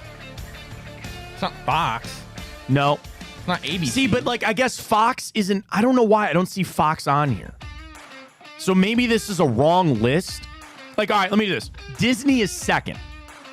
They have Walt Disney here second at $172 billion, trading at $95 a share. Then they have Comcast, which I guess isn't NBC. Then Sony, then Spotify, then Nintendo. So I guess it doesn't count like NBC, ABC, stuff like that, but Walt Disney is in here. But they don't compare to number one. Might be on the tip of your tongue, it might not be. I mean, does like Netflix count? Netflix. Yeah, okay. Netflix, $300 billion. I mean, that makes sense. They're down 0.6% today. Buy. Sell. I find that so interesting, about like day trading and stuff like that. I've never been able to get into that world. I don't think I have the time nor the attention span for it. But Netflix. So like in that. So let's say they're down 0.6%. So if you bought a bunch of shares at $700 to like turn what? $100 profit? Once it goes back, you assume it goes back up? What you really wanted to do, I'm trying to see what they're, who's not doing well right now is Sony. They're down. Been down bad. Universal Music Group, Flutter Entertainment, EA Sports is on this list. Warner Brothers Discovery, trading at $7 a share. DraftKings, you want to get in on there? MGM, Churchill Downs. Hey, we got big news coming with a horse, by the way. Excited for that. Caesars. Boyd Gaming, never heard of them. Next Star Media Group, they're on there. Yep, they're there. Oh, Cedar Fair.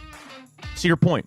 They're the 60th ranked entertainment company. They're worth $4 billion. They're trading at $40 a share right now. All right. There you go. Don't know how we start. Oh, no. We started talking about Disney. That's what it is. Very happy birthday goes out to former Browns linebacker Walt Michaels, Manute Bol, Sue Bird, Bryce Harper, Naomi Osaka, Charles Leclerc, Flea of the Red Hot Chili Peppers, and Suzanne Summers all celebrating birthdays today. All right, just 240, a movie and a TV show, and they're kind of obscure, but kind of slim pickings today a little bit. All right, this date, 2009. This is a crime psychological thriller. It's a movie. A movie. Prisoner. It has to do with prison. But it's not prison.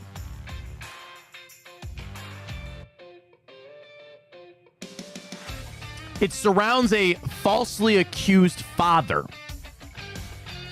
out for revenge.